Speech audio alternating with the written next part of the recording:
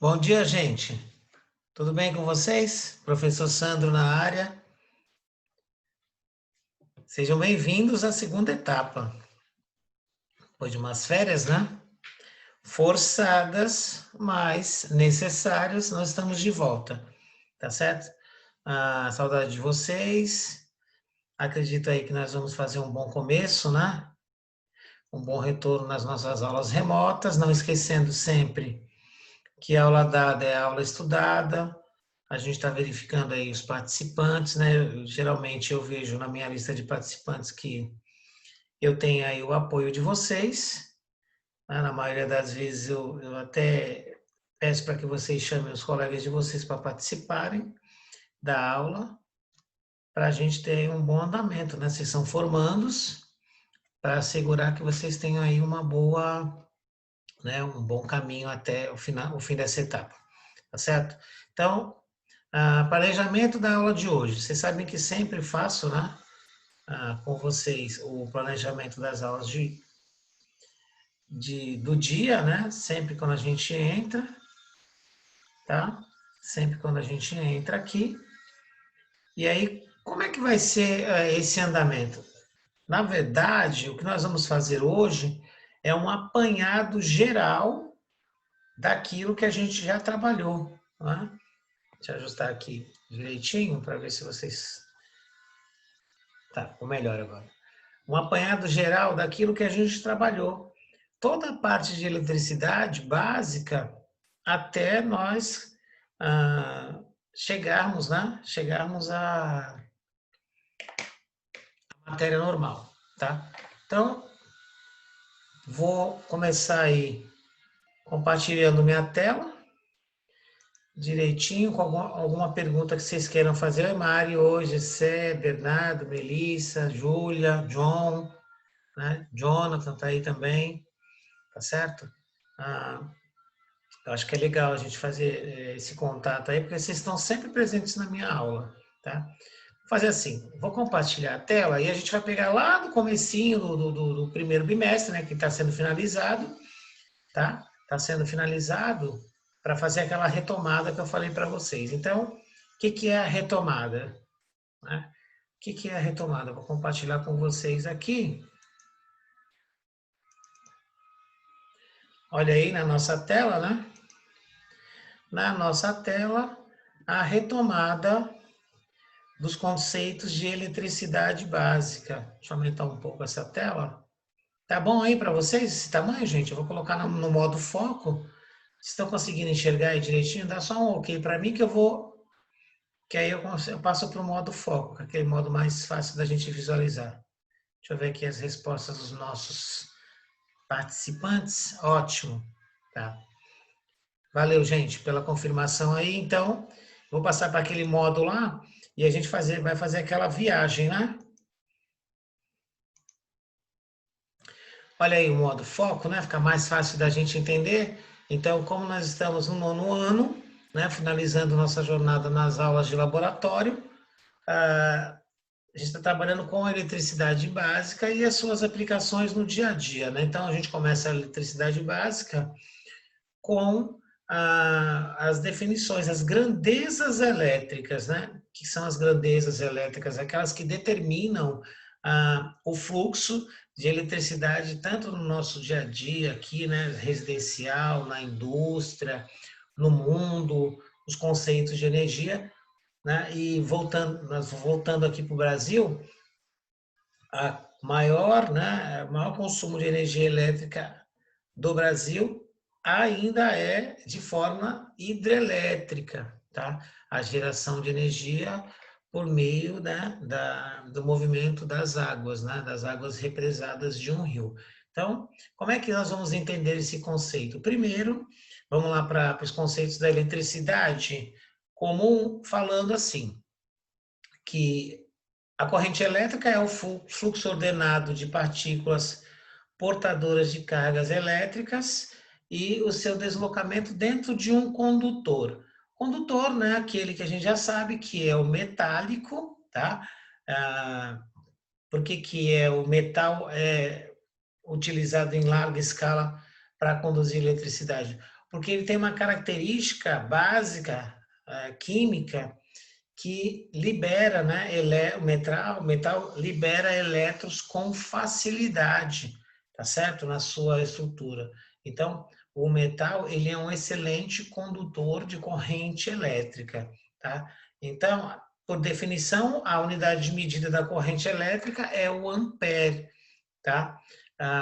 Já comentamos sobre isso, que o ampere, né, a sua unidade de medida, onde é que é encontrado essa marca, né? A letra maiúscula A. Nos nossos disjuntores, no quadro de disjuntores, né? Que nós temos aí de distribuição, e ali tem uma numeração no seu disjuntor, em cada disjuntor, para atender a demanda de corrente elétrica daquele setor específico. Um que a gente tem que tomar cuidado, que a gente sempre fala, é o disjuntor lá do chuveiro elétrico, porque ele é o vilão, né, de consumo de energia elétrica em tempo real. Assim que você liga, dependendo da potência do seu chuveiro, ele vai consumir essa potência na unidade de tempo, né? Em segundos, por exemplo. Vamos pensar o seguinte, o chuveiro ele consome, tem uma potência de 6.800 watts, que é o que eu tenho aqui em casa, né? Então, quando você liga ele, que ele está em funcionamento lá, claro, no funcionamento máximo, se for necessário, 6.800 watts é a potência dele. Então, conforme a gente vai combinando aparelhos na nossa casa, pode haver até uma queda, né? Pode haver até uma queda aí na tensão por alguns momentos, porque ele consome muita potência, né? Assim por diante, corrente elétrica fluindo no fio, na fiação, e se a gente não tomar cuidado, pode cair, né? Dar uma queda de energia enorme, dependendo da ligação como foi feita aí, tá certo? Então, essa é a definição de corrente elétrica, né? Fluxo de elétrons em um condutor, e aí a gente passa para a segunda grandeza, a grandeza elétrica, que é a tensão elétrica. Já estamos acostumados com esse tema, que a tensão elétrica nada mais é que o combustível, eu gosto de falar essa palavra combustível, que é o que alimenta, né? É o que alimenta, ou seja, impulsiona a corrente elétrica, tá? Então, a tensão elétrica é o combustível para a corrente elétrica, tá? Então, dependendo do caso, quanto maior a tensão, né, a gente tem que tomar cuidado com essa história da tensão. Estava até falando com o pessoal agora da outra sala, que a tensão, nós precisamos prestar atenção na tensão, que é uma coisa que ficou um pouco de eco, um pouco engraçadinho, mas é isso. Alguns aparelhos elétricos, eles têm uma função, uma tensão definida. Eles não têm aquela chave bivolt de mudança de tensão. E a gente, às vezes, causa acidente, queima do aparelho, queima do transformador, queima do fusível, né? Ou se não, a gente tem que ficar esperto que alguns aparelhos funcionam com uma tensão menor, tá? Inclusive em casa, quando a gente está ali, tem algumas casas, não sei de vocês, né? Mas eu já vi em algumas casas que tem as duas tensões, tomadas 110 e tomadas 220 volts, para atender a demanda dos seus aparelhos, aquilo que você vai usar, né? Eu acho bem legal. Por exemplo, o laboratório do Colégio Adélia tem algumas tomadas que tem um funcionamento lá em 110 volts e outras tomadas para alimentar as nossas experiências, né? Quando a gente consegue fazer 110 volts e 220 volts. Então, a tensão ela é a diferença de potencial, né, entre os polos de uma fonte, correto? A tensão também pode ser, ela é chamada de voltagem, comumente, né, chamada de voltagem. Qual a voltagem da sua casa, tá? E tem o símbolo V maiúsculo, volts, tá certo? Então, a tensão ela só existe por meio de uma diferença de potencial, polo positivo, polo negativo, tá? Aí a gente está indo, temos aí o reforço, né, de como funciona lá um circuito elétrico. Então, um circuito elétrico, como o próprio nome já diz, é um caminho fechado que vai ser percorrido por corrente elétrica, tá? Então, quando eu tenho uma fonte de energia no caso aqui, uma pilha, né? No caso, uma pilha, ela alimenta o circuito por meio de fios condutores. Aqui eu tenho um interruptorzinho, né? O interruptor, como o próprio nome já diz, interrompe a passagem de corrente elétrica pelo circuito, mas se ele estiver aberto, né? Olha lá, certo? Aqui no caso está ligado, né? Aqui no caso está ligado, ele está fazendo a ponte. E aí alimenta as lâmpadas, né? Se o circuito, a gente vai ver lá na frente, né? Já que nós estamos falando de circuito, se o circuito tiver uma associação em série, quanto mais lâmpadas eu associar, menor vai ser o brilho dessas lâmpadas. Então, vocês perceberam que eu estou fazendo aí como diz a história, estou fazendo um apanhado geral daquilo que a gente já viu mesmo, para não ficar se tornando repetitivo. Professor, e para onde que vai o restante da eletricidade? Depois que ela alimenta as lâmpadas, a corrente elétrica retorna para o circuito, para a pilha. Ela não pode ficar aprisionada, tá certo? Senão causa um desgaste do material, pode até haver uma queima, né? Do aparelho, da fonte em si. Tá? Então, vamos seguindo. Nós temos os derivados, né, das grandezas elétricas. Nós temos aí um gerador.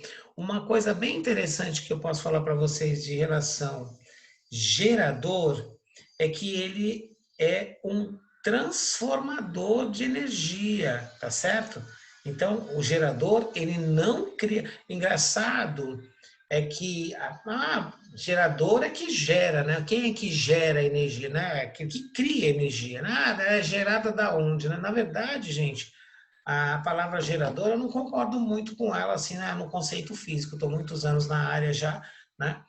O gerador, na verdade, ele tem uma função de transformar qualquer modalidade de energia em elétrica. Então, essa é a função de um gerador. Então, eu pensava na minha cabeça assim, poxa, a pilha é um gerador, né? Será que é? Na verdade, é, né? A pilha, já que o gerador é um transformador, a pilha transforma energia química dentro dela em energia elétrica, tá certo?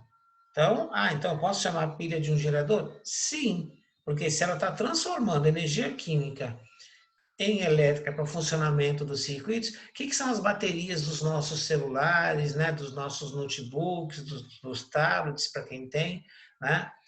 Que é isso? Eu tenho aqui, na verdade, um dispositivo eletrônico, é isso? Um tablet, ele tem uma bateria interna que vai transformar a energia química dentro dele, dos componentes químicos dentro dessa bateria, em energia elétrica para que funcione todo o sistema, né? Todo o sistema. Então, esse sistema vai alimentar, na verdade, a parte de tela, né? A luminosidade, ou seja, está transformando a energia elétrica está sendo transformada em luminosa, tá certo?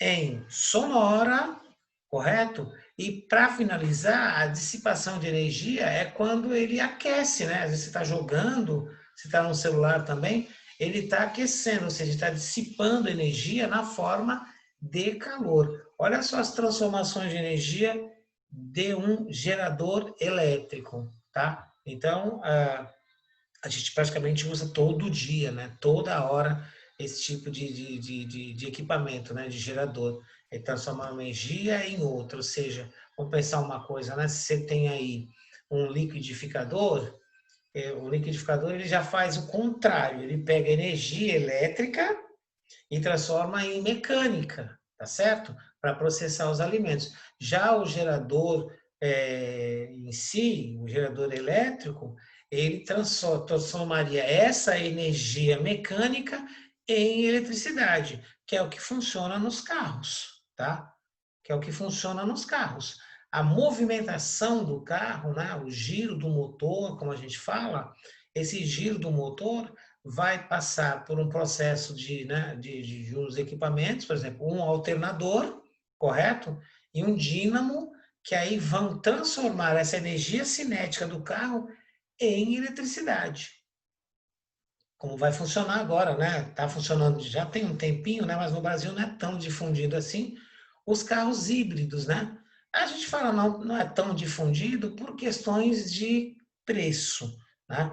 Não é tão popular assim ter um carro híbrido, tá certo? Mas como é que funciona lá o carro híbrido, né? Você liga ele tem parte é bateria, né? Funciona no modo elétrico, e parte é motor a combustível, né? Por meio de combustível fóssil. Então, você tem uma autonomia lá elétrica num carro híbrido, correto? Conforme essa autonomia vai baixando o nível de energia, né, elétrica no carro híbrido, automaticamente, quando o sensor percebe que está baixando demais, ele acaba ligando o motor a combustível. Então, ele está funcionando na eletricidade, quando chega num certo tempo, né, num certo horário de autonomia, está acabando a bateria, né? Está baixando o nível de bateria, de energia química. O que acontece? Automaticamente, o giro, a energia mecânica, o motor a combustível, ele é acionado, tá? E depois de um certo tempo, essa energia cinética vai carregar novamente o motor elétrico. Isso aí é espetacular, né? Porque você tem uma autonomia maior, uma economia, né, na queima de combustível, principalmente o combustível fóssil, né, sendo lançado na atmosfera. E aí nós temos essa situação onde o homem cada vez mais avança nessa tecnologia.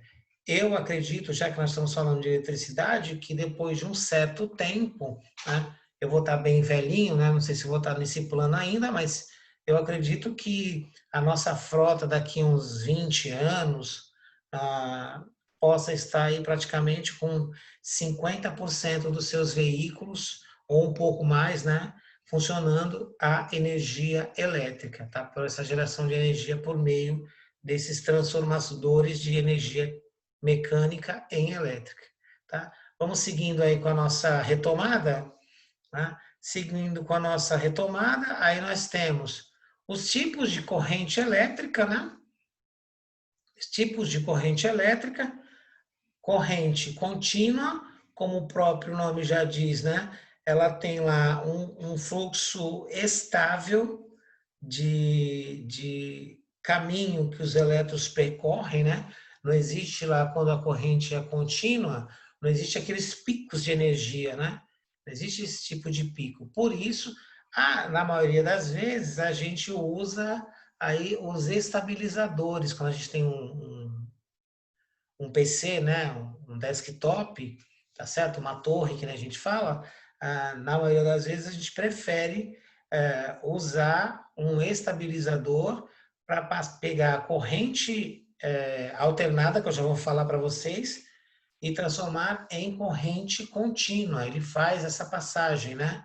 Por isso que ele fala que estabiliza a passagem da corrente elétrica.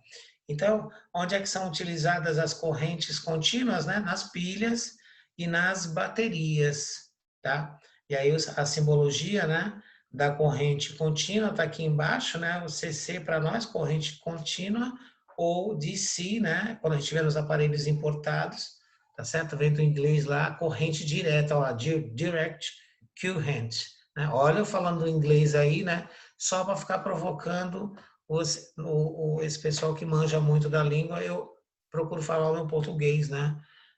E aprender as outras. Então é o seguinte, está aqui. Depois, a corrente alternada, que é mais utilizada. Então, gente, a vantagem, antes de passar para a alternada, a vantagem e a desvantagem, né, de usar as correntes, né? Obrigado, Melis. Inglês perfeito, é só demais mesmo. Até parece, né? Obrigado aí pelo apoio, né? A gente precisa de apoio, obrigado. Tá? Então, é o seguinte, o que acontece? A vantagem da corrente contínua é que a gente pode usar ela em larga escala, né? Pilhas, baterias, como eu falei, né? Mas será que seria interessante usar essa corrente contínua numa grande escala, né? Uma grande escala, será que nós teríamos aí uma autonomia para atender, por exemplo, uma cidade, vai, como Guarujá ou Santos, por meio de corrente contínua? Onde é que eu percebi que eu achei interessante assistir isso.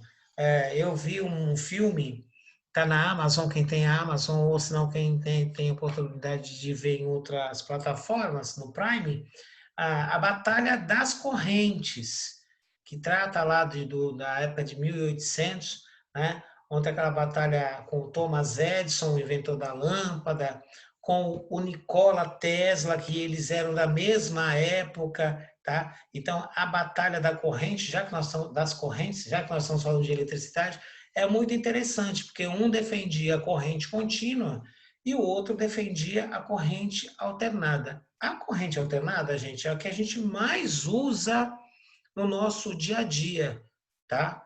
Até porque atende uma demanda maior, tá? Atende, inclusive eu estou falando aqui, né? Eu falei, a gente vai ver aqui no nosso textinho, está falando do Nikola Tesla, né? Tá certo? Que desenvolveu lá o sistema de corrente alternada, que atende à demanda da população mundial, tá? Então, quais são as características da corrente alternada? Ela vem em picos, né? Ela vem lá no nosso caso aqui no Brasil, vem das hidrelétricas, né, das usinas hidrelétricas, passam por unidades transformadoras, ou seja, há uma redução nessa força, né? Porque a energia elétrica, ela tem, é uma das energias mais poderosas da Terra, a gente sabe disso, tá? E aí vai chegando para as nossas residências. Se vocês forem prestar atenção, quando você vai andando pela rua da sua casa, ou se está andando pela cidade aqui, você vai ver que em alguns postes existe aquela caixa metálica grande, né? Alguns postes existe uma caixa metálica grande ali, é ela que vai fazer a função de transformação de energia para atender a demanda de cada setor. Vamos pensar uma coisa, eu acredito que perto de um supermercado, onde está lá um monte de aparelhos ligados, né, freezer, geladeira, todo o sistema de informática do supermercado, tem que ter ali próximo um transformador de energia para aumentar o fluxo de corrente, né? Por exemplo, não vai dar para atender a demanda do supermercado com apenas uma corrente comum, né? E uma tensão comum. Então, existe ali transformadores que fazem esse papel, né? Para mandar mais energia elétrica para setores determinados. No nosso caso, a gente tem aí um consumo de energia razoável, mas não pode ser considerado um consumo muito elevado, como o industrial. Então, existem esses transformadores, no nosso caso, um transformador por rua, né, ou por quadra, a gente vai dando uma olhadinha para prestar atenção. Tem um aqui na onde eu moro, bem próximo, para alimentar. Já do outro lado, que eu moro próximo a uma escola, já tem outro transformador para, né, atender o fluxo de demanda, né, de eletricidade dessa escola. Então, a energia mais usada por nós, a corrente mais usada é a alternada, né? E o inventor dessa corrente, né? Tá aqui o símbolo lá em inglês, né? Nós temos aí o AC, né? A alternate current, e aí a gente fala aqui que é CA, né? Corrente alternada, tá certo? Foi o Nikola Tesla, naquela época, né? Engenheiro lá, sérvio-americano, tá? Que lutou para conquistar o espaço dele e conseguiu é, distribuir aí a ideia dele de energia contínua, desculpa, alternada para o mundo, praticamente para o mundo todo, tá certo? Então, palmas aí para o Nikola Tesla, né? Inclusive tem até uma grande empresa de tecnologia que leva o seu próprio nome, né? A Tesla com seus famosos carros elétricos que conseguiu aí, está conseguindo aí concessões públicas para tentar entrar, né, aquela documentação, a gente sabe de burocracia, para tentar entrar no Brasil com os seus carros elétricos de média e alta performance. Olha, isso aí vai ser uma briga de cachorro grande, hein? Para, né, para tentar concorrer aqui com o pessoal que já está acostumado com o motor a combustível, né, etanol no nosso caso, gasolina também. Se essa empresa vir para cá, eu acredito que vai ser uma concorrência enorme e essa concorrência é muito boa para nós em termos científicos, né? Porque concorrência, você tem que abaixar o preço e aumentar a qualidade, né? Quem sabe, que nem eu falei para vocês, aquele sonho daqui a 20 anos, metade da frota ser elétrica, tá? Efeitos da corrente elétrica, a gente sabe que todo fio, quando atravessado por corrente elétrica, todo fio gera efeitos, né? Gera efeitos físicos, tá? Um deles é o efeito químico, tá? Quando tem ali um fio atravessado por corrente elétrica, ele acaba, o efeito químico é aquele que a gente fala que determinados metais, eles acabam mudando de cor, né? Mudando de cor, ou seja, por meio de eletrólise, né? É jogado aí a eletricidade dentro de componentes químicos para ter como se fosse um recobrimento na sua estrutura. Onde eu vejo isso, né? Eu falei para vocês que onde eu vejo isso são nesses portões de alumínio, porque na verdade o alumínio na minha época o comum era aquele polido, aquele brilhante lá, né? Hoje em dia você vê lá e a tinta nem segurava nele, é uma briga para pintar um portão de alumínio liso comum, difícil de pintar, né? E o homem desenvolveu essa tecnologia de eletrólise para conseguir mudar a coloração do alumínio e de outros metais. O efeito térmico é aquele que é o mais comum na nossa vida, tá? O que é o efeito térmico? Onde é que é usado o efeito térmico no nosso dia a dia? Por meio de resistência elétrica, tá? Por meio de resistência elétrica, ou seja, todo fio que é atravessado por corrente elétrica gera calor, tá? E a gente se aproveita dessa situação causando aí, né, usando materiais resistentes à passagem elétrica. Resistência elétrica é uma característica do resistor. Então, muitos aparelhos elétricos que nós temos em casa trabalham com a história, né, da resistência elétrica. Secador de cabelo, a chapinha de cabelo, o forno elétrico, tá certo? O próprio chuveiro elétrico trabalha, né, com fios resistores, né, que tem a característica de resistir à corrente elétrica e aquecer a água, tá? O ferro elétrico. Então, o efeito térmico ele é utilizado em larga escala no nosso dia a dia, tá? Outro, vamos lá, efeito magnético. Toda corrente elétrica, todo fio condutor, quando atravessado por corrente elétrica, também gera um campo elétrico, agente, né, elétrico e magnético. A gente não percebe, mas existe esse efeito, tá? Então, as cargas elétricas, elas se comportam de duas maneiras, tanto né, de eletricidade e magnética, ou seja, o eletromagnetismo. Como é que funciona isso, né? Se eu fosse pegar um ventilador comum, tá certo? O ventilador comum, eu vou perceber que quando eu era criança era muito curioso em relação a isso, né? Então, às vezes queimava lá, a minha mãe jogava fora os equipamentos lá, acabava ficar abrindo, né? Ficar, tá fazendo o quê? Eu falava, tô abrindo aí para ver como funciona, tá bom. Pelo menos não tá me perturbando, eu ficava abrindo as coisas. Você percebe dentro de um ventilador que ele tem um motor elétrico e como é que funciona a situação? Tinha alguns ímãs enrolados, né? Enrolados por fio de cobre, tá? E eu não entendia para aquilo servia, né? Claro, pegava o cobre e vendia, né? E os ímãs eu ficava brincando, tá certo? Mas depois eu comecei a entender que quando aqueles ímãs eles tinham um rolamento, né? Como a gente fala, enrolamento lá na sua estrutura, quando atravessados por corrente elétrica, eles faziam uma força magnética de atração e de repulsão, ou seja, forçando a pá, né, a haste do ventilador girar. Por isso o motor elétrico ele é muito mais silencioso, né? Não tem combustível químico, não tem, como é que se fala, uma mistura química para funcionar, tá? Ele é muito mais silencioso, tá? Mas nós temos que tomar cuidado porque ele consome bastante energia, né? Dependendo do caso aí, tem ventiladores que consomem bastante energia, porque em dias de calor, né, que a gente está acostumado aqui, fica direto ligado, né? Então não é que ele é um carinha supostamente legal para o consumo de energia, tá certo? Então trabalha com efeito magnético. E aí, essa que nós temos que tomar muito cuidado, né? Nos nossos efeitos de corrente elétrica, tá? O efeito fisiológico, tá? O choque, né? O choque. O efeito fisiológico está relacionado à nossa própria estrutura. Nosso corpo tem água, tem sais minerais, né?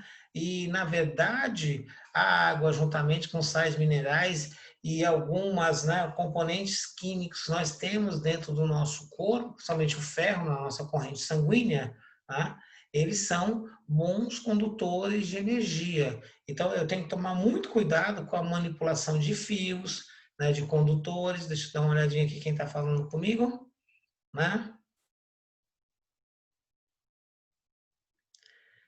O que. Tá falando do efeito. Gabi. Sobre esse efeito fisiológico, também conta quando alguém leva um choque. Isso, Gabi, assim, o próprio nome já diz, o efeito fisiológico, tá? Às vezes, eu quero dar uma de super-herói, eu não estou dando exemplo para ninguém aqui, né? Quero dar uma de super-herói e às vezes é só para trocar um negocinho na lâmpada, uma tomada, e às vezes tu fica com preguiça, porque acha que é o grande eletricista do mundo, de ir lá no disjuntor e desligar a energia. Eu não faço mais isso. Uma vez eu tomei um choque tão grande, né, para aprender que não se brinca com a eletricidade. Toda vez que você vai manipular, claro, tem gente que trabalha com a rede viva, que nem se fala, mas se você não tem experiência, não faça isso.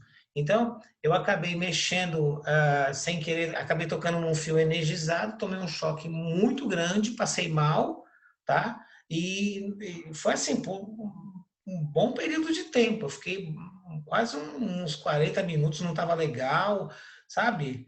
Por quê? Porque a tendência é, quando eu tomo um choque, o que acontece é que eu acabei fechando um circuito.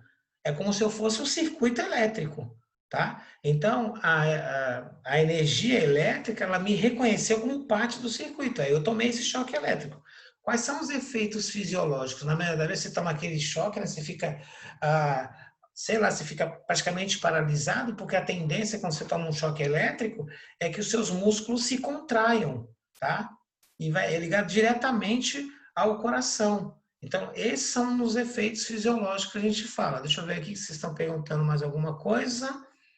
Olha lá. Ou estão fazendo um comentário, né? Ah, então, na verdade, é isso mesmo, gente. Esses comentários que vocês falam sobre o choque elétrico, isso, efeitos, né? Convulsões, a própria parada cardiovascular, né? Que fala, porque e é uma coisa rápida, né? Dependendo da situação da corrente elétrica, da tensão elétrica, é automático, tá? É automático. Inclusive, que nem eu falo para vocês, alguns casos que a gente vê na TV, que às vezes a pessoa está tomando um choque elétrico, está preso na tensão elétrica, ali no fio elétrico, no condutor, e a outra pessoa não pode se aproximar com segurança, ela não pode colocar a mão nessa pessoa. Por quê? Vai haver, né, a condução de energia elétrica de um corpo para outro, tá certo?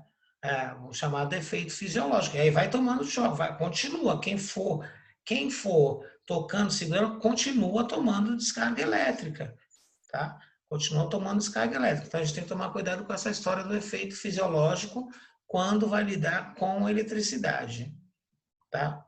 Quando vai lidar com eletricidade. E aí, né?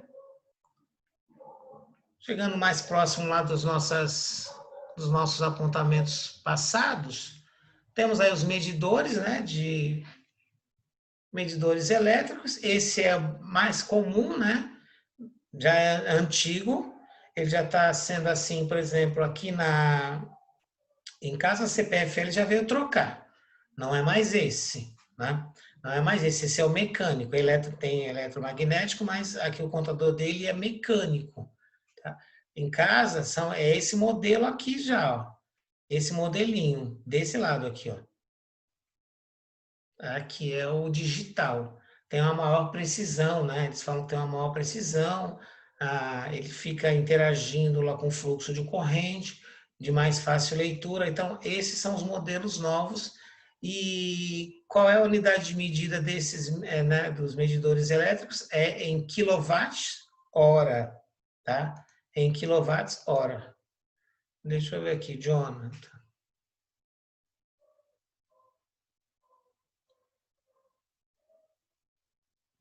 Ah, boa pergunta. Então, o Jonathan, é o seguinte, é aquela história, né? Você está recebendo uma descarga elétrica, né, muito forte, companhia. Essa pessoa recebe com a mesma intensidade? Então, é assim, quem é que tá segurando, né? Que tá sobrecarregando o sistema? É a primeira. O restante vai recebendo descarga elétrica também, tá?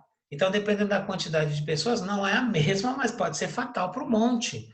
Inclusive, é uma história triste aí que aconteceu, acho que uns 2 anos atrás, aí foi que um fio elétrico, né, caiu no carro, um momento de chuva lá, e tinha uma família dentro do carro, e o pai falou assim: vocês não saiam do carro para pegar um pedaço de madeira lá e tirar o fio elétrico, bater, né, no fio elétrico. E o pessoal, acho que com medo, as crianças e a esposa lá, acabaram, né, saindo do carro em desespero e houve uma transferência de energia elétrica de um corpo para o outro, causando uma fatalidade. Então, a gente tem que tomar muito cuidado com isso, né? Porque todos vão receber a descarga. Ah, então, o Gessé está perguntando aqui, quanto nós conseguimos suportar de energia? Boa, quer ver? Eu vou olhar aqui para vocês, vou voltar lá no efeito fisiológico, Gessé. Boa, né? Porque a aula está voando para mim, nosso tempo está acabando aqui, mas é porque eu gosto de falar, né? Ó, olha que legal. Aqui, assim, legal a informação, né? Não é legal o efeito, tá? Fala assim que a corrente elétrica atua nos seres vivos, né? E atua diretamente no sistema nervoso. Então, quando você é atravessado por corrente elétrica, gera lá as contrações musculares, tá? Aí tem aqui uma tabelinha, né? Correntes com intensidade de 1 miliampere dá aquele choquinho leve, como se fosse umas cócegas, né? Olha lá, que legal. Ou formigamento. Já com 10 miliamperes, faz com que a pessoa perca o controle dos músculos. É quando você está travado, né? Você fica preso na corrente, tá certo? Aí ele fala que é por esse motivo aí, né?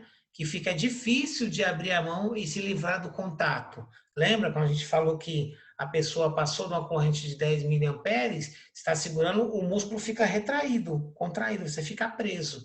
E aí valores de corrente elétricas pequenos, por volta de 1 miliampere e 3 miliamperes, nós temos cuidado, tem que tomar cuidado que eles atingem diretamente o coração, tá certo?